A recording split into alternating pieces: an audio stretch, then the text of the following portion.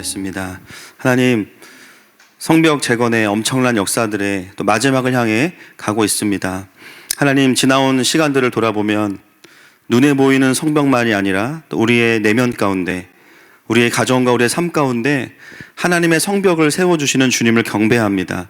하나님, 오늘도 그 하나님의 속도와 함께 갈 수 있는 은혜를 주시고 또 우리에게 예비하신 그 은혜들을 더하여 주시옵소서. 성령으로 감동하여 주신 말씀을 성령으로 감동하여 읽기 원합니다. 맡겨드리며 예수님의 이름으로 기도합니다. 아멘. 예, 광고가 하나 있습니다. 저희가 내일과 다음 주 토요일 오후 1시부터 6시까지 건국의 세대여 일어나라 라는 주제로 청소년 온라인 역사 캠프가 있습니다.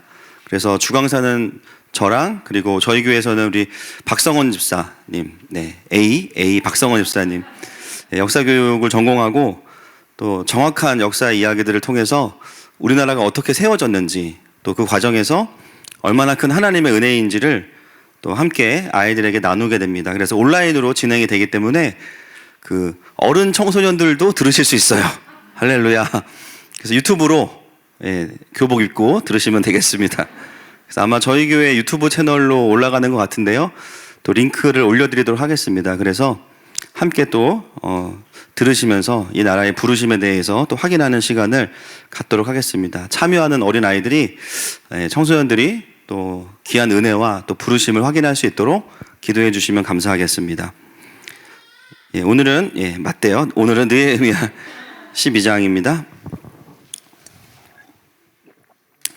11장에서는 저희가 예루살렘에 거주하는, 이제 거주하기 위해 들어갔던 그 지도자들과 또 백성들을 함께 살펴보았습니다.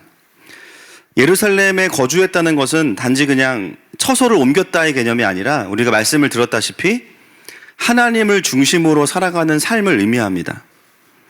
그래서 불편하고 또 어려운 삶을 감수하면서도 하나님을 중심으로 이제 살아가는 삶을 살기로 결단한 사람들의 이야기가 11장의 이야기였어요. 그래서 이제 그들의 명단이 기록되어 있었는데, 이제 12장부터 오늘 저희가 읽진 않았지만 12장 1절부터 26절까지 한번 찾아보시겠어요? 눈으로만. 예, 거기에 뭐가 나오죠? 글씨가 나오죠? 그죠? 뭐가 나오죠? 네, 제사장들인데요. 결국은 또 뭐예요? 또 이름입니다. 제가 이번에 이제 쭉 역사서 2를 강의하면서 참 전문 용어로 징하다. 한 장 넘기면 또 이름, 또 가다 보면 또 이름, 또 명단, 계속 명단이 나옵니다. 제가 너무 화가 나가지고 찾아봤어요. 4분의 1이 명단이에요. 4분의 1이. 아주 설교자들한테는 쥐약입니다. 그러면서 너무 이제 좀 막, 하나님, 이거를 우리가 지금 뭐 이름도 읽는 것도 혀가 꼬이는데 우리가 외울 것도 아니고 우리 교회 성도들 이름도 다 모르는 분들도 계시고 굳이 이 이름을 알아야 됩니까? 주님께 좀 투덜거렸습니다. 그런데요, 왜 이렇게 명단이 많을까? 사실 에스라와 느헤미야는 히브리어 원전으로 보면 합쳐져 있거든요. 한 권입니다.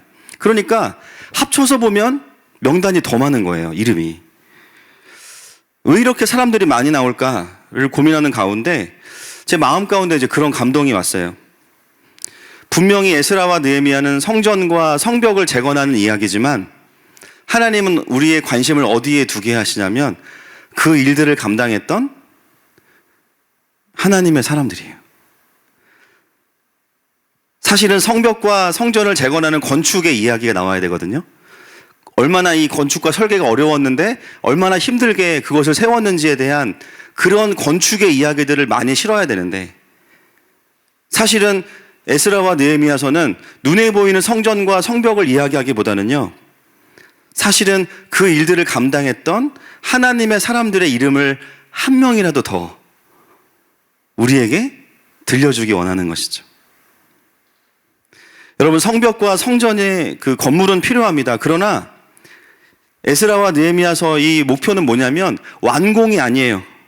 그거는 그냥 과정이고요. 진짜 목표는 뭐냐면 그 하나님의 일을 하면서 하나님의 백성들을 세우는 것에 하나님의 뜻이 있는 것이죠.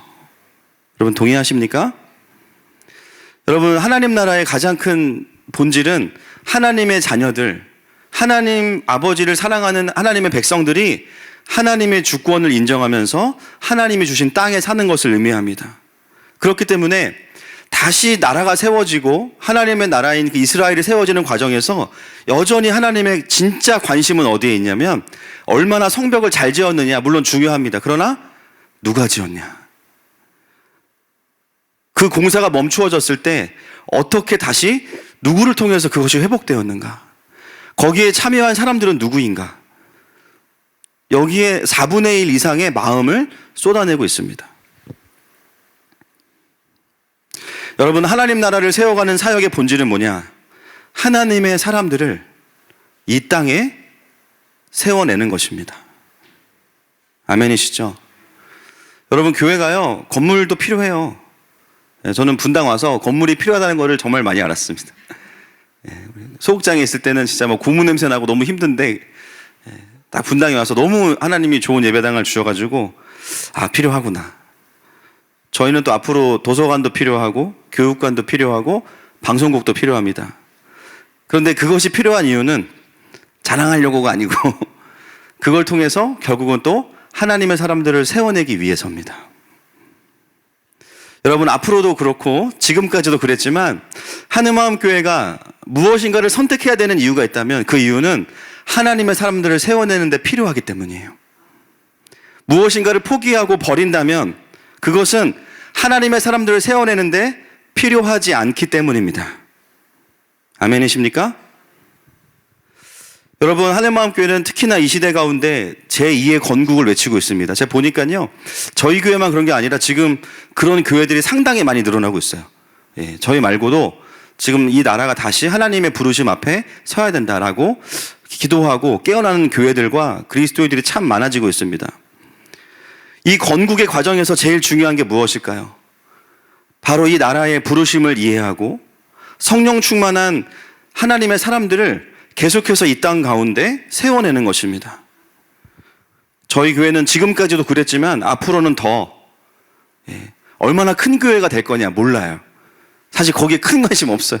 우리의 관심이 뭐냐면 얼마나 많은 하나님의 사람들을 세워낼 것이냐. 할렐루야. 거기에 더 집중할 것입니다. 그것이 바로 이 에스라와 느헤미야의 흐름을 따라가는 교회들이 마땅히 봐야 되는 부분인 줄로 믿습니다.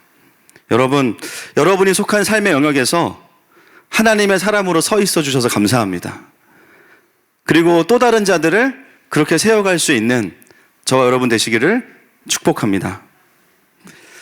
자, 1절부터 26절까지는요, 저희가 이제 읽진 않았지만, 이제 하나님의 사람들을 보여주고 있는데, 그래도 이제 명단을 또 건너뛸 수는 없잖아요. 또 강해 설교가 또 그게 참 함정인데, 이 명단의 의도가 있습니다. 자, 1절 한번 보시겠어요? 시작. 네, 스알디엘의 아들 스룹바벨과 예수아와 함께 돌아온 제사장들과 레위 사람들은 이러하니라. 제사장들은 스라야와 예레미야와 에스라와. 네, 1절에 보면 누가 나오냐면요, 1차로 귀환했던 스룹바벨과 예수아가 또 나옵니다.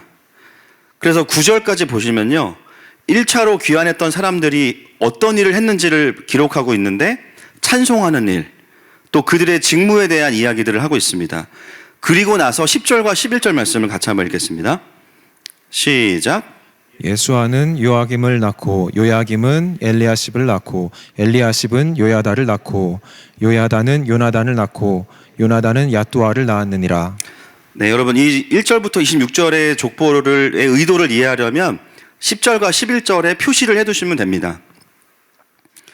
1차로 포로에서 귀환한 이 대제사장 예수아의 자녀들의 명단이 10절과 11절에 나오죠. 그리고 나서 12절부터 보시면요, 그 대제사장의 자녀들 때에 대를 이어 내려오면서 세워졌던 족장들의 명단이 나옵니다.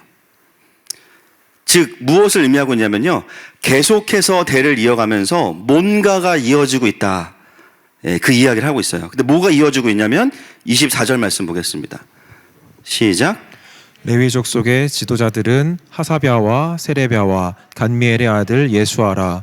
그들은 그들의 형제의 맞은편에 있어 하나님의 사람 다윗의 명령대로 순서를 따라 주를 찬양하며 감사하고. 자, 여러분, 이들이 이제 뭐 했는지가 24절에 나오는데요, 하나님의 사람 다윗의 명령대로 순서를 따라 뭐 했죠? 주를 찬양하고 감사했어요. 요거를 이 족보를 통해서 말하고 싶은 겁니다. 가장 중요한 단어가 뭐냐면 하나님의 사람 다윗이에요. 다윗의 어떤 부분을 이 대제사장의 자녀들이 본받았는가? 여러분, 다윗은 성전을 짓고자 하는 마음이 컸었죠. 근데 성전을 누가 짓습니까? 솔로몬이 지어요. 다윗은 손에 피를 많이 묻혀서 못 지어요. 다윗이 뭐 했냐? 성전이 완공되기 전부터 뭐 했냐면 레위 지파들을 세워서 성전을 사모하면서 찬양하는 걸 먼저 시작한 사람이 누굴까요? 다윗이에요. 그게 다윗입니다. 오늘 그들이 잡고 섰던 악기가 누구 거냐면 다윗의 악기라고 나와요. 여러분, 예배 인도자들 중에서 그 아주 높은 고가의 기타로 팔리는 기타들을 보면 유명한 예배 인도자들이 썼던 기타들, 그런 거는 되게 비싸게 팔면 사인돼 있고, 사실 그거 그렇게 건강한 건 아닌데 제가 봤을 때는. 근데 오늘 그 대를 이어가면서 대제사장의 자녀들이 뭘 이어왔냐면요, 다윗이 했던 것처럼 하나님을 찬양하고 경배하는 일들을 계속 이어왔다라는 것을 오늘 족보를 통해서 말하고 있습니다. 그게 어디까지 이어졌냐면 26절 말씀 보겠습니다. 시작. 이상의 모든 사람들은 요사닥의 자손 예수아의 아들 요야김과 총독 느헤미야와 제사장 겸 학사 에스라 때에 있었느니라. 언제까지요? 느헤미야와 에스라. 즉 지금까지 계속 이어졌다 이야기하고 있습니다. 포로로 귀환한 이후에 놀랍게도 참으로 어려운 시간이 많았고요. 공사가 멈추었던 시간도 있었는데요. 근데 뭐는 끊어지지 않았어요? 예배는 끊어지지 않았던 거예요. 성벽이 재건되고 수많은 원수의 공격과 또 멈추어지는 일들, 내분이 일어나고 정말 어려운 일들이 많았습니다. 그런데요, 공사의 진행과 상관없이 계속해서 경배가 이어지고 있었어요. 여러분, 부흥의 이야기들을 공부하면 참 재밌어요. 단순한 역사가 아니라 하나님께서 일하셨던 이야기를 공부하는 일은 참 신나는 일입니다. 할렐루야. 근데 그런 역사들을 공부하다 보면 발견되는 공통점이 있습니다. 거기에는 어떤 분들이 있냐면요, 상황이 어려울 때에도 자리를 지키면서 그냥 하나님을 경배하는 분들이 계속 있어요. 참 신기합니다. 전혀 앞이 보이지 않고요, 전혀 하나님의 일하심이 느껴지지 않고 하나님이 나를 버리신 것 같고 뭔가 멈추어진 것 같은 상황인데, 성전이 없는 상황에서도 성전을 바라보면서 예배했던 다윗과 같은 사람들이 하나님의 부흥의 이야기에는 반드시 있습니다. 여러분, 성벽을 지으면서도 얼마나 많은 어려운 점들이 많았습니까? 상황이 좋을 때도 있고 나쁠 때도 있어요. 그러나 거기에는 어떤 흐름이 있었냐면 결국 하나님께서 이것을 완성하실 거야. 할렐루야. 그것을 믿기 때문에 그냥 그 자리에서 경배하는 자들이 있었다는 거예요. 근데 그게요, 대를 이어가면서 끊어지지 않았다라는 겁니다. 그러다가 어느 순간 정말 그들이 경배하고 기대했던 것처럼 하나님의 일하심이 눈에 보이는 성벽과 성전으로 재건되는 에스라와 느헤미야 때까지 그 경배는 계속 이어졌습니다. 여러분, 포로에서 귀환했던 대제사장들이 분명하게 중심을 잡아주었던 부분이 바로 이거예요. 그들이 귀환한 이유는 단순히 건축하기 위한 것이 아니라 본질적인 목적은 뭐냐면 그것을 통해서 경배를 회복하는 거예요. 다시 하나님의 백성들이 하나님의 통치 안으로 들어가는 겁니다. 다시 그 좋으신 아버지의 풍성함 안으로 들어가는 거예요. 그렇다면 공사와 상관없이 우리는 지금부터 끝날 때까지 경배한다. 여러분, 예배를 지키는 일은 참으로 어려운 일입니다. 진짜 어려운 것 같아요. 우리가 뭐 개근하자 그 얘기는 아니에요.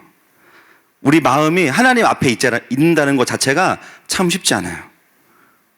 그래서 오늘 말씀도 보면 그 대제사장의 자녀들 필수 요원들만 그 자리를 지키는 모습을 보게 돼요. 여러분, 내 삶에 하나님께서 일하시는 것이 눈에 보일 때가 있고 때로는 전혀 보이지 않을 때가 있습니다. 모든 게 멈추어져 있는 것처럼 보일 때도 있어요. 심지어 하나님이 세상 속에서 지고 계신 것 같아요. 그런데 그 시간들을 온전히 가장 잘 보내는 사람들은 어떤 사람들일까요? 그냥 상관없이 하나님을 경배하는 자리에 머무르는 사람들입니다. 여러분, 내 삶에 응답이 있어야만 경배하는 거 아니죠? 맞습니까? 꼭 우리 가정이 회복돼야만 경배하는 거 아니죠? 꼭 아내가 끓여준 찌개가 맛있어야만 경배하는 거 아니죠? 꼭 올해 승진을 해야만 경배하는 거 아니죠? 꼭 우리의 사역이 잘 돼야만 경배하는 거 아니죠? 경배는 경배를 받으시기에 합당한 하나님이 계시기 때문에 그것만으로 충분한 겁니다. 그런데 경배를 멈추지 않으면 어떻게 되냐면 결국에는요, 성벽과 성전이 재건되어서 더 잘 경배할 수 있는 구조가 만들어져요. 여러분, 우리의 인생에서 하나님을 경배하는 그 마음의 태도를 놓지 않으면 결국 어떻게 되는지 아십니까? 내 삶의 환경이요, 어느 순간에 경배에 동참하는 구조로 바뀌어지게 됩니다. 할렐루야. 어느 순간 가족의 영적인 공기가 바뀌어요. 내 영적인 상태가 상황이 바뀌지 않았는데도 바뀌어 있어. 여러분, 상황이 어렵다면 더 경배해야 될 이유가 되는 것입니다. 아멘이십니까? 여러분, 확진자 수와 상관없이 경배합시다. 회사의 어떠함과 상관없이 경배합시다. 하나님은 경배를 받으시기에 합당한 분이십니다. 자, 27절 말씀 넘어가겠습니다. 27절 시작. 예루살렘 성벽을 봉헌하게 되니 각처에서 레위 사람들을 찾아 예루살렘으로 데려다가 감사하며 노래하며 재금을 치며 비파와 수금을 타며 즐거이 봉헌식을 행하려 하매. 자, 드디어 이제 성벽을 봉헌할 수 있는 때가 왔습니다. 너무 감격스러운 시간이죠. 근데 그때 어떤 일이 벌어지냐면 각 처에서 레위 사람들을 찾아와서 예루살렘으로 데려가요. 갑자기 찬양할 사람들이 엄청 많이 필요하게 됐어요. 그런데 여러분, 이 본문에서 오늘 굉장히 무명한 사람인 것 같은데 제 눈에는 주인공이 있어요. 누구냐면, 자, 28절과 29절 읽으면서 한번 찾아보세요. 28절, 29절 시작. 이에 노래하는 자들이 예루살렘 사방들과 느도바 사람의 마을에서 모여들고 또 벳길갈과 게바와 아스마웻 들에서 모여들었으니 이 노래하는 자들은 자기들을 위하여 예루살렘 사방의 마을들을 이루었음이라. 네, 여러분, 누가 주인공으로 보이십니까? 노래하는 자들입니다. 노래하는 자들. 여러분 보세요. 성벽을 봉헌하고 찬양을 해야 되는데요, 금세 찬양팀이 다 만들어졌어요. 왜 그런가 본문에 찾아보니까 그들이 다 어디에 살고 있었냐면 예루살렘 성 근처에 살고 있었습니다. 네. 지난 11장에서는 예루살렘 성 안에 사는 사람들이 나왔죠. 제사장과 레위인들. 그런데 오늘 봉헌식에 보니까 이 봉헌식에 참여하는 노래하는 자들은 성에 사는 사람들도 있었지만 이 도시들을 찾아보니까요, 제가 다 주변에 있는 도시들인데요, 예루살렘과 10km 안에 있는 지역에 있는 분들이었어요. 여기서 따지면 보통 어디까지일까요? 용인, 광주, 성남, 이 정도? 이 노래하는 자들을 우리가 좀 잘 주목할 필요가 있습니다. 여러분, 이 노래하는 사람들은 사실 지금까지는 예루살렘 성 안에 거하는 사람들이 아니었기 때문에 아까 26절까지 봤던 것처럼 대제사장들과 함께 경배하는 자리에 있진 않았어요. 찬양하는 필수 요원으로 있진 않았습니다. 즉 그 말은 무슨 말이냐? 노래하는 자들이 당장 자신들이 그 사역을 하는 것도 아니지만 예루살렘 성 안에 들어가 있진 않지만 근처에 계속해서 살고 있었다는 거예요. 왜 예루살렘 근처에 살았을까요? 첫 번째는 전셋값이 부족하기 때문입니다. 부동산 문제 지금 심각해요. 이때도 마찬가지입니다. 교세권으로 가야 되는데 너무 비싸. 일주일에 1억씩 오르고 막 너무 비싸. 대출 받아도 막 영끌해도 막 안 되는. 두 번째 이유는 뭘까요? 그들의 정체성은 뭐냐면 노래하는 자거든요. 자신들이 노래해야 될 이유가 하나님께 있는 사람들인 거예요. 그게 중요한 겁니다. 근데 지금은 노래하고 있지 않아요, 사실은. 반드시 자신들도 이 성벽이 세워지면 전과 다르게 풀로 예배가 드려지고 경배가 드려질 것에 대해서 분별을 한 거예요, 이미 시즌을. 아, 그런 시즌이 오겠구나. 그러면 버티자. 전셋값 오르는데 100m씩만 뒤로 가, 그냥. 최대한 예루살렘 성 근처로 가는 거예요. 버티면서.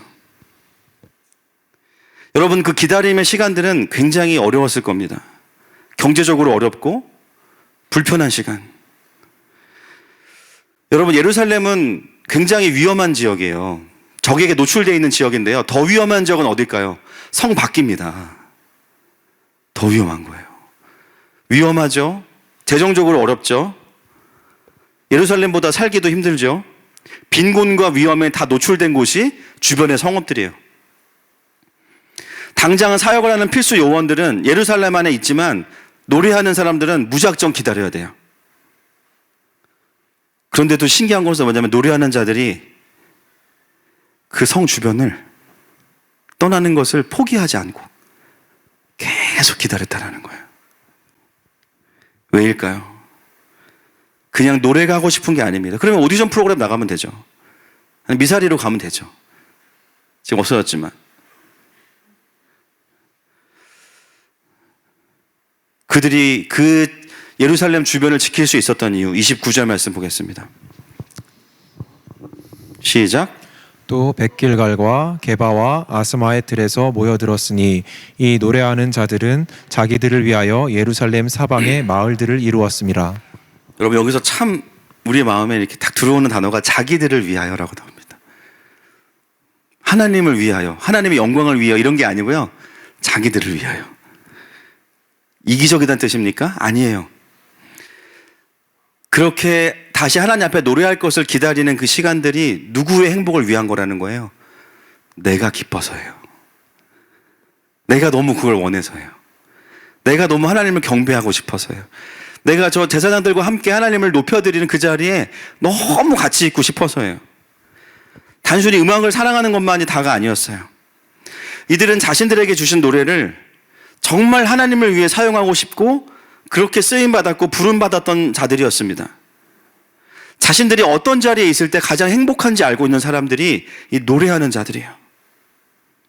당장 자기의 예배가 없어도 그럼에도 불구하고 성벽이 재건되고 성전이 세워지는 걸 보면서 하나님의 일하심을 보면서 아, 그날이 정확히 언제인지 모르지만 우리가 쓰임받을 때가 얼마 남지 않았구나. 무조건 교세권 근처에 머물자. 저희 성도들 생각이 많이 났습니다. 네. 저희 성도분들 멀리 살건 가까이 살건 어떻게든 교회 근처에 계시려고 다 애를 쓰시는 거예요. 참 너무 비슷한 것 같아요. 조금 멀리 살아도 마음은 항상 교회에 있으시고. 이 노래하는 사람들은요, 당장 다른 곳에 가서 자신의 재능을 사용하면 인정받을 수 있죠. 근데 그들은 그렇게 하지 않았어요. 그냥 예루살렘 성 주변에서 알바하면서 기다린 거예요. 또 다른 이익을 위해서 말을 갈아타지 않았어요. 부르신 자리에서 진짜 영광이 올 때까지 버틴 겁니다. 오늘 본문은 참 우리에게 참 귀한 사람들을 많이 보여주고 있습니다. 앞에는 이 대제사장의 자녀들이 실제로 경배의 자리를 지켰음을 이야기하고, 그 다음에는 카메라를 조금 더 외곽으로 돌려서 그 자리에 함께하지는 못하지만 오늘 이제 합류했지만 그 전까지 예루살렘 성 근처에서 그날을 기다리면서 준비했던 노래하는 자들을 우리에게 보여주고 있습니다. 그래서 이 노래하는 사람들이 전문 용어로 찐입니다. 찐. 옆에 서면서 찐. 저는 왜 이런 것만 눈에 들어오는지 모르겠어요. 이미 영광이 다 있어 막. 그럼 누구나 오겠죠. 근데 그런 게 보이지 않을 때에도 자기의 부르심이 확실하기 때문에 버티는 사람들. 전 이런 분들이 너무 멋있어요. 할렐루야. 그리고 오늘 본문은 그 보람이 무색하지 않게 그들에게 기회가 주어진 겁니다. 사랑하는 여러분, 하나님 나라의 그 사명과 영광을 아는 사람들은요, 자신에게 어떤 영광과 보상이 당장 주어지지 않아도요, 부르신 자리를 지킬 수 있습니다. 아멘이십니까? 세상 사람들은 우리 이해 못해요. 그 자리에 있는 게 뭐가 그렇게 행복하냐, 이해 못해요. 매우 지루하고 당장 손해보는 일일 수 있어요. 노래하는 자들이 그런 자들이었어요. 그럼에도 불구하고 그들은 예루살렘 성 주변을 떠나지 않습니다. 신기한 거 뭔지 아세요? 성벽 봉헌식 한다 그랬더니 바로 다 모여, 5분 안에. 그 무슨 뜻이야? 계속 그거에만 귀를 기울이고 있었던 거예요. 부르기만 해봐라, 막 그러면서. 틈만 나면은 계속 예루살렘에서 혹시 소식이 온 게 없나? 그러니까 오늘 놀라운 건 뭐냐면, 예배 드리자 그랬는데요, 순식간에 노래하는 자들이 쫙 채워졌어요. 그냥 다. 바로 봉헌식에 들어갑니다. 그게 가능했던 이유는 이런 사람들이 있었기 때문이에요. 여러분들 또 저도 부름받은 영역이 있습니다. 때로는 그 영역에서요, 내가 하는 사역에서, 또 내가 하는 일들 속에서 내가 어떤 영광이나 이익을 누리지 못할 수도 있어요. 또 별로 이렇게 인정도 못 받을 수도 있습니다. 그래도 하나님의 영광을 보기 원하신다면 여러분은 그 성 근처를 떠나시면 안 됩니다. 갈라디아서 6장 9절 말씀 보겠습니다. 시작. 우리가 선을 행하되 낙심하지 말지니 포기하지 아니하면 때가 이름에 거두리라. 우리가 하나님을 기대하고 부르심을 따라가는 것 자체가 선을 행하는 거예요. 그런 사람들은 반드시 열매를 보게 되어 있습니다. 내 삶에 펼쳐져 있는 자리가 때로는 무익하고 무의미하다고 느껴질 수 있어요. 그러나 그 자리가 부르심의 자리라면 여러분, 결국 하나님은 그 영광을 보여주실 거예요. 저는 오늘도 이 본문을 보면서, 오늘 설교 준비한 건 아닙니다. 네, 며칠 전에 했는데, 보면서 하늘마음교회가 이런 노래하는 자들과 같은 교회가 됐으면 좋겠어요. 당장 우리가 막 엄청나게 큰 영향력을 발휘하고, 물론 지금 골든타임으로 쓰임받는 귀한 목회자들과 교회들이 있죠. 많은 사역을 하고 있는 거 알고 있습니다. 그러나 아직 우리가 그 자리에 가 있진 않아도요, 분명하게 우리는 어떤 일이 일어날지는 알고 있어요. 이 나라에 앞으로 어떤 교회들이 일어나야 되고, 앞으로 하나님 나라의 그 킹덤의 강력한 강소교회들이 일어나야 되는 때가 온다는 것을 이미 우리는 알고 준비하고 있습니다. 하나님이 하늘마음교회를 쓰실 때가 온다는 것을 알고 있어요. 그래서 우리는 이곳을 지키고 예배하고 있는 거예요. 여러분, 하나님은 여러분의 기다림과 준비를 놀랍게 사용하실 겁니다. 아멘이십니까? 지금 내 사역 가운데 어떤 보상이 주어지지 않아도 우리가 버틸 수 있는 이유, 그 하나님의 골든타임, 그 하나님의 영광의 때가 있다는 것을 알기 때문이에요. 오늘 이 말씀이 저 여러분에게 큰 소망과 위로가 되기를 축복합니다. 이제는 그 노래하던 자들에게 기회가 주어졌습니다. 그리고 이제 바로 사역에 투입을 해야 되는데 30절 말씀 보겠습니다. 시작. 제사장들과 레위 사람들이 몸을 정결하게 하고 또 백성과 성문과 성벽을 정결하게 하니라. 아멘. 이제 당장 사역을 해야 되는데 갑자기 30절에 정결하게 하는 예식이 나오죠. 예. 아무리 오랫동안 기다렸고 또 많은 수고와 준비가 되어 있었고 이미 성벽이 완성되어 있어도요, 뭐가 필요하냐면 다시 하나님 앞에 나아갈 때는 또 한 번의 정결케 함이 필요한 겁니다. 여러분, 아무리 바빠도 교회 올 때 세수하고 오시잖아요. 아멘? 그렇죠? 아무리 바빠도 교회 올 때 거울 보시고 오시죠. 다시 하나님 앞에 설 때에는 우리 안에 이 정결케 됨이 필요한 거예요. 여러분, 이것은 무엇을 의미합니까? 어쩌면 그들이 오랫동안 기다렸던 시간들 너무 귀하지만 나도 모르게 그 시간이 나에게는요, 자격이라고 느껴질 수도 있는 거예요. 나는 자격 있어. 내가 5년 동안 여기 집값 계속 오르는데 내가 대출 계속 받아가면서 버텼어. 다른 사람 아무도 못해. 나만 해야 돼. 그런 마음도 생길 수 있는 거예요. 근데 그때 어떻게 해요? 정결케 하는 거예요. 여러분, 하나님 앞에 나아갈 때는 우리는 우리의 수고와 공로를 가지고 나아가지 않습니다. 우리가 잘못했다는 게 잘했어요. 엄청 잘하셨어요. 그러나 하나님 앞에 설 때에는요, 정결케 함이 필요한 거예요. 아, 내가 은혜였지. 사실 나는 자격이 없는 자였지. 하나님 부러워주셨기 때문에 내가 그 시간도 버틸 수 있었지. 항상 하나님을 섬길 때에는 이 겸손함으로부터만 시작해야 됩니다. 우리가 그 은혜를 잊으면 안 됩니다. 아무리 사역이 잘 되고 교회가 잘 되고 순종을 통해서 주님 일하셔도 결국 우리는 경배할 때마다 계속 하나님 앞에서 어떤 태도를 회복해야 돼요? 아, 나는 구원받은 자구나. 나는 원래 자격이 없는 자구나. 그래서 공로의식이 아니라 은혜의식이 늘 우리 가운데 있어야 됩니다.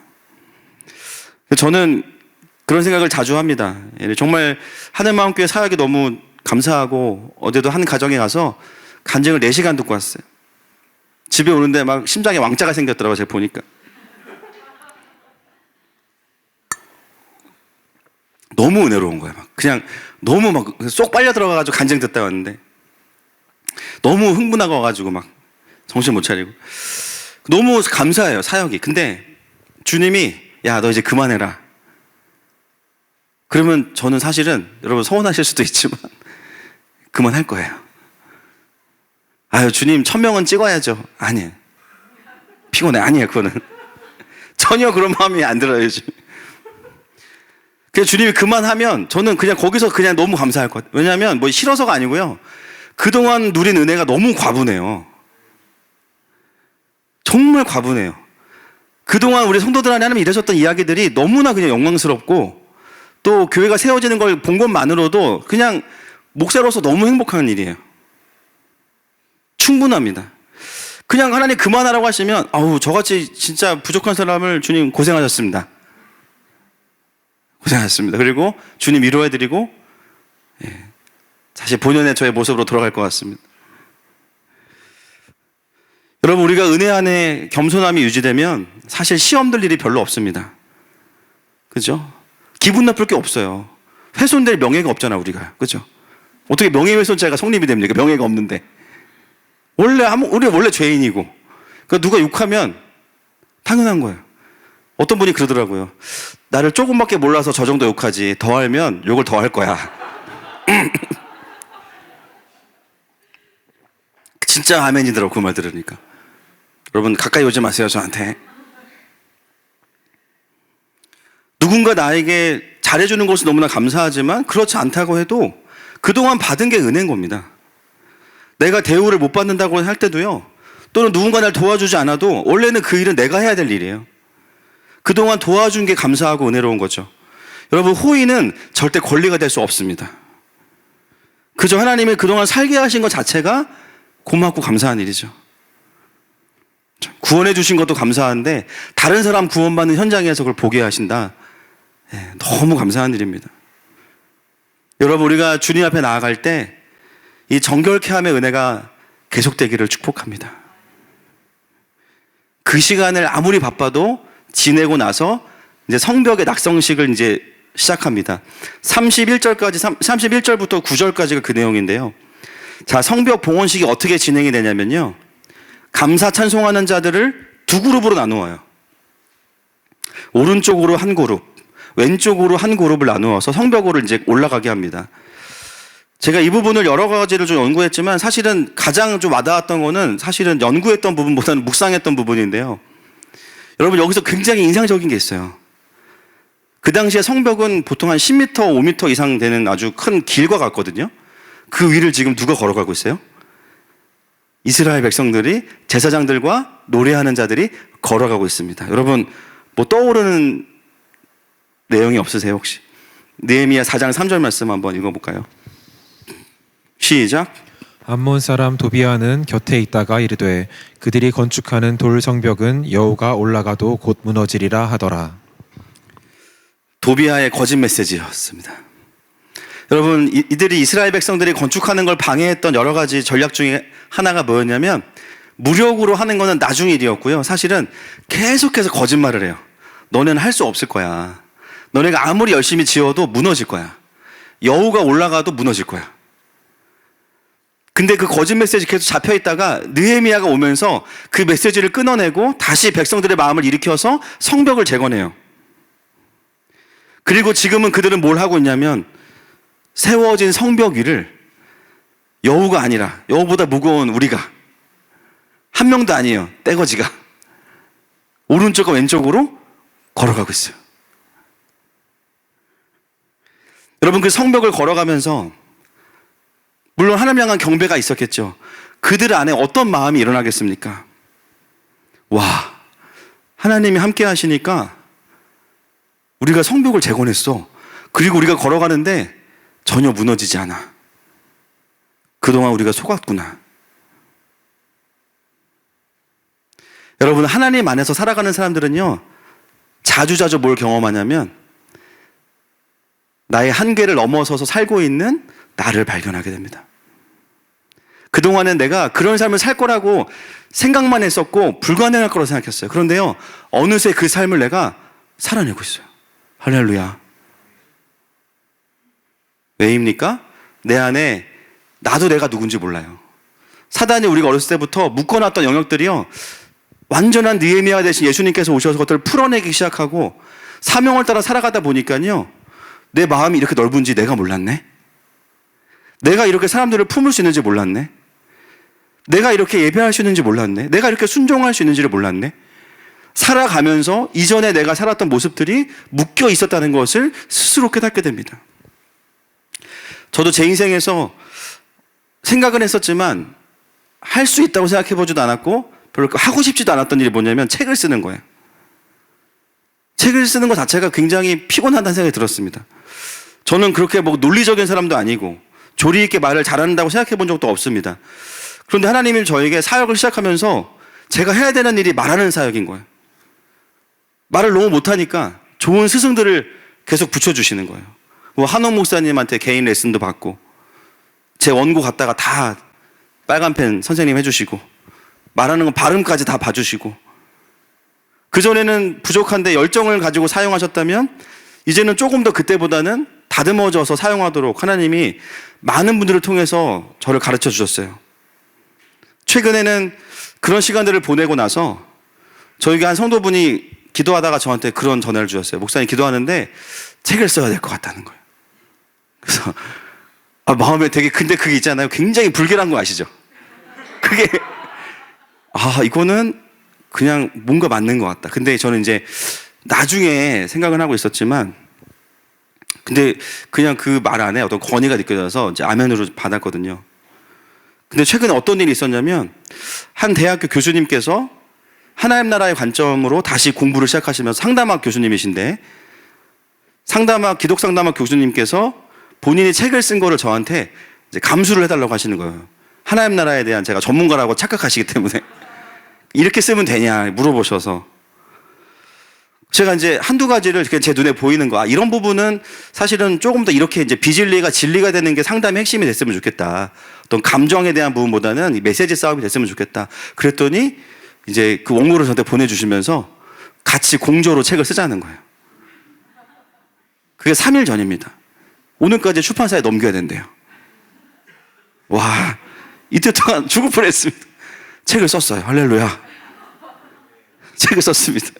3월 말에 나옵니다. 하나님 나라의 관점으로 보는 기독 상담학. 거기에 목회 파트는 제가 썼습니다. 자랑하려고 그런 거예요. 그런데 이제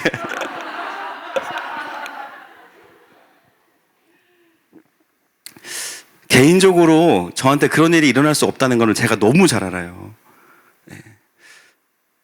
뭐 제 책을 쓰면 누가 그걸 출판해 주겠어요? 뭐 1,000만 원 주면 모를까? 제가 그걸 하면서 뭘 느꼈냐면, 내가 그냥 할 수 없다고 생각했던 일들이 그냥 하나님 필요해서 하라고 하시면 하다 보면 그걸 넘어내고 있구나. 그냥 저는 개인적으로 그런 레슨 포인트를 받았습니다. 여러분, 하나님의 사람들은 하나같이 자신이 과거에는 하지 못할 일이라고 생각했던 그 일들을 부르심을 따라가다 보면요, 어느새 이미 충분히 하고 있습니다. 우리의 존재 안에 들어와 있는 거짓 메시지에 묶여서 믿음을 사용하지 못하고 살아가던 사람들이요, 자신이 해낼 수 없다고 생각했던 일들이 어느새 상회하는 일들을 하나님께 붙들려서 그 일들을 하게 돼요. 그때 우리가 드리는 강력한 경배가 바로 성벽 위에서 드리는 경배인 거예요. 여러분, 우리가 누구인지 잘 모릅니다. 그냥 주님이 회복시키면 그만큼 아는 거예요. 아, 내가 사실 이런 사람이구나. 또 회복시키시면 아, 내가 원래 이런 사람이었구나. 할렐루야. 그게 하나님 안에서의 자기 발견이죠. 분명한 진리는 여러분은 분명히 이전보다 더 강력한 하나님의 사람으로 성장하게 될 것입니다. 내가 생각하는 것보다 훨씬 더 많은 것들을 하나님 여러분 안에 이미 두셨어요. 여러분, 우리의 자신감이 아니라 하나님 향한 기대감으로 또 하루를 살아가시기를 축복합니다. 44절부터 47절을 보시면요, 10장의 후반부와 굉장히 유사한데요. 44절 말씀 보겠습니다. 44절 시작. 그날에 사람을 세워 곳간을 맡기고 제사장들과 레위 사람들에게 돌릴 것 곧 율법에 정한 대로 거제물과 처음 익은 것과 11조를 모든 성읍 밭에서 거두어 이 곳간에 쌓게 하였노니 이는 유다 사람이 섬기는 제사장들과 레위 사람들로 말미암아 즐거워하기 때문이라. 아멘. 전에도 그랬지만 봉헌식을 한 다음에 제일 먼저 한 일이 뭐냐면요, 제사장들과 레위 사람들을 섬길 11조와 필요한 것들을 모아서 쌓아둡니다. 그때도 이 말씀 설명드렸죠. 단순히 헌금의 개념도 있습니다. 그러나 가장 중요한 포인트는 뭐냐면, 아, 우리가 그동안 무너졌던 게 다른 이유가 아니라 우리 안에 경배가 없었구나. 경배를 계속하려면 예배를 섬기는 사람들이 일단은 이거를 집중할 수 있어야 돼. 그러려면 알바 같은 거 하면 안 돼. 너는 다 11조 해. 그래서 이거에만 전념하게 하자. 모아서 쌓아둔 거예요. 그 이유는 그들의 승리가 바로 예배로부터 온다는 것을 알았기 때문이에요. 여러분, 예배는 종교 요식행위가 아닙니다. 결국 예배 가운데 하나님의 우리의 삶의 여러 영역들까지도 만지시고 다스리시는 시간이 경배의 시간입니다. 그래서 하나님의 일하심을 경험한 사람들은요, 어디에 집중하냐면 예배를 지키는 거에 집중하는 거예요. 예배가 너무 소중한 거예요. 제가 10장에서 이 부분을 설교할 때는 적용을 공동체를 지키는 것으로 적용했어요. 그러나 오늘은요, 또 다른 의미에서 적용하고 싶습니다. 여러분, 예배를 지키는 것은 뭐 본당 청소도 여러분 열심히 하고 계셔서 너무 감사하고 뭐 여러 가지 필요들을 채우는 것도 중요하지만 예배를 지키는 것 중에 가장 강력한 게 뭘까요? 중보기도예요. 예배를 지키는 가장 강력한 사역, 중보기도. 하늘의 문을 열어놓고 성도들을 환영할 수 있는 사역, 중보기도. 하나님이 쓰시는 교회의 공통점, 중보기도가 살아있다. 여러분, 중보는요, 예배를 지킬 뿐만 아니라 예배에 불을 피워놓는 겁니다. 누가 와서 자신의 죄를 태울 수 있도록, 누가 와도 바로 본당에서 하나님의 임재 안으로 곧장 들어갈 수 있도록 먼저 불을 피워놓고 하늘을 열어놓는 자들이 중보기도자들이에요. 우리가 11조도 너무 중요하고 교회의 필요를 채우는 것도 중요해서 열심히 하고 있지만 더 중요한 게 있다면 예배를 위해서 여러분들이 기도하는 겁니다. 이번 주부터 또 다시 중보팀이 모이기 시작했습니다. 오늘 말씀 준비하는데 막 중보팀 기도 소리가 들리니까 막 전투력이 제가 막 살아나더라고요. 여러분, 지금이라도 마음에 있는 분들은 중보팀을 함께 해주시고 그것이 우리의 예배를 지키는 가장 빠르고 강력한 사역임을 믿으시기를 축복합니다. 두 번째, 예배에 힘을 실어주는 사역 뭐냐면 여러분, 건강한 예배자로 예배에 참여하시는 거예요. 더 쉽게 말씀드릴까요? 아멘 크게 하는 겁니다. 할렐루야. 안 돼요. 할렐루야. 이렇게 하시는 거예요. 와서 막 얼마나 설교 잘하나 두고 보자 막 이러고 있으면요, 설교 잘하던 사람들도 막 혀가 꼬이고 막 그래요. 여러분, 하늘마음교회가 강력한 이유는 끌려온 분들이 계신 게 아니라 뛰어온 분들이 계시기 때문입니다. 예배가 너무 고파서. 여러분, 교회는 상처받으러 오는 것이 아니라 은혜 받으러 오는 것입니다. 그런 예배자들이 와서 있으면요, 그 예배에 주님이 어떻게 안 오세요? 예배자를 찾으시는 분이 그분이신데. 어느 예배당이 예쁘냐가 아니라 그분의 관심은 누가 날 예배하냐잖아요. 할렐루야. 누가 영과 진정으로 날 예배할 것이냐. 그런 예배자가 있으면 오실 수가 없어요. 자석이니까, 자석. 그런 예배는요, 설교자가 부족해도 주님이 그 순간만큼은 막 저를 사용하시는 거예요. 저렇게 말을 잘하는 사람이 아니었는데 여기 서면 말을 잘해. 왜 그럴까요? 제 뒤에 주님이 계시겠죠. 저를 긍휼히 여기시는 것도 있지만 예배를 갈망해서 오는 분들을 하나님이 긍휼히 여기시기 때문에 이 시간에 풀어주시는 진리가 있는 것입니다. 여러분, 하늘마음교회는 점점 더 강력해질 겁니다. 왜냐하면 계속해서 예배자들이 모이기 때문이에요. 여러분의 아멘 소리가 잠자고 있던 영혼들을 깨울 겁니다. 지금도 벌써 몇 분 깨어나셨어요. 아멘 소리 때문에. 여러분들의 아멘 소리가 설교자를 더 성령 충만하게 할 겁니다. 아멘이시죠? 코로나 시대에 여러분 설교자 딱 서면요, 눈밖에 안 보여요, 사실. 여러분 표정이 안 보여요.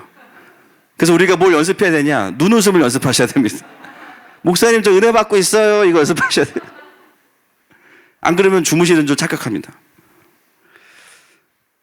여러분, 하늘마음교회는 시간이 갈수록 도시 안에 있는 강력한 예배자들이 모이는 교회가 더 될 것입니다.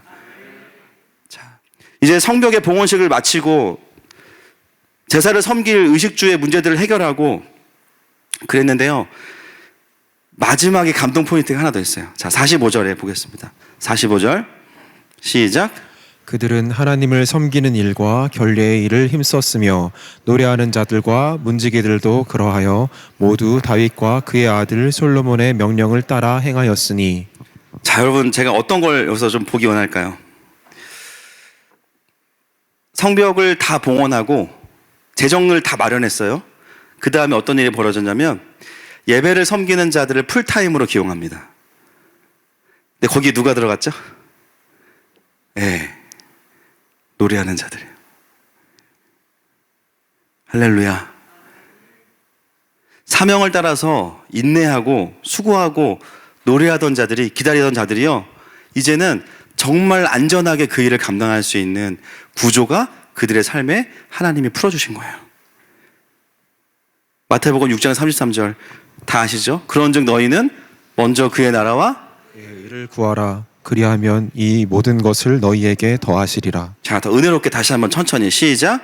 그런즉 너희는 먼저 그의 나라와 그의 의를 구하라. 그리하면 이 모든 것을 너희에게 더하시리라. 아멘. 이것은 어떤 목회자만을 말하는 것이 아닙니다. 하나님의 사명을 정확히 이해하고 그 안에서 버티는 자들에게 하나님께서 주시는 약속이에요. 너 내가 책임진다. 여러분, 어려운 코로나 시대에 우리가 먹고 살 수 있는 방법, 하나님의 부르심 안에서 버티는 겁니다. 어려우니까 다른 살 길 찾는 게 아니라 오히려 부르심 안에 버티는 거예요. 여러분, 하나님의 진급 심사는 절대로 누락되지 않아요. 우리가 그렇지 않고 머리 돌리고 계산해서 문제인 거지, 하나님은 순전한 자들을 절대 놓치지 않으십니다. 제대로 하나님 앞에 마음 드리고 자리를 지키고 반응하는 사람들, 하나님 반드시 책임지세요. 오늘 그 이야기로 오늘의 본문이 마무리가 됩니다. 말씀을 정리하기 원합니다. 찬양팀 나와주시고요. 느헤미야와 에스라의 이야기는 성벽 재건, 성전 재건의 이야기였지만 사실은 마지막에 가서 어떤 이야기들을 하고 있냐면요, 경배가 끊어지지 않았음을 이야기하고 또 자신의 부르심을 따라 기다렸던 노래하는 자들에 대한 이야기를 하고 있습니다. 예배를 정말 사모하는 그들의 모습을 보여줘요. 최근에 제가 저희 교회에서 예배하고 있는 한 형제를 이제 만났는데요, 남자 청년인데 판교가 직장이에요. 여러분, 구글 앱스토어에 보시면 성경을 치면 1위로 뜨는 앱이 있는데 그 형제가 만든 겁니다. 보면은 카톡 같은 거 못 보게 돼 있어요. 그냥 성경만 딱 볼 수 있게 잘 만들어놨어요. IT 쪽에서 일하고 있는데요, 그 형제를 얼마 전에 이제 만나서 한 2-3시간 삶을 들었는데 너무 귀한 거예요. 뭐 실력의 문제가 아니라 판교 회사 지역에서 점심시간에 걸어다니면서 말씀 선포하고 또 8평짜리 집에 살면서 3명의 다른 친구들과 지내는데 너무 하나님을 경배하고 싶으니까 새벽에 갈 데가 없어가지고 베란다에 나가서 찬양하는, 지나가는 사람들 깜짝깜짝 놀래겠죠. 베란다에 찬양하고 있는데. 근데 그렇게라도 하나님 경배하고 싶은 거예요. 저랑 처음 만난 날이 지난주 수요일이었던 것 같은데, 지지난주였나? 그날 초면에 교회 와서 예배 드렸어요. 그리고 주중 예배를 열심히 나오고 지금도 와서 예배하고 있습니다. 코로나 기간 중에 예배할 곳이 없어서 너무 예배할 곳을 찾다가 그 하늘마음교회 만난 거예요. 저는 하나님이 이 형제를 정말 귀하게 쓰실 거라고 믿습니다. 왜냐하면 예배자니까. 그게 다예요. 뉴스에 요즘에 10년 뒤에는 청년들 절반이 교회를 떠나겠다라는, 왜 그런 설문조사를 하는지 모르겠지만 그런 설문조사를 했어요. 글쎄요. 물론 그런 청년들도 있겠죠. 그러나 여전히 도시 안에는 하나님의 음성을 듣고 하나님을 사랑하고 하나님을 경배하기 원하는 하나님의 청년들이 수도 없이 많습니다. 그리고 하나님 나라의 그림을 보면 뛰려고 준비하는 자들이 가득해요. 다시 청년의 세대가 일어나고 있습니다. 오늘 그 노래하는 자들을 향한 부르심이 우리에게도 있습니다. 이 시간에 우리를 향해서 그렇게 격려하시고 우리가 우리의 부르신 자리를 빼앗기지 않기 위해서 얼마나 분투하는지 우리를 알고 계시는 그 아버지 앞에 이 시간 함께 우리의 정체성, 나는 예배자입니다, 이 고백으로 나아가십시다.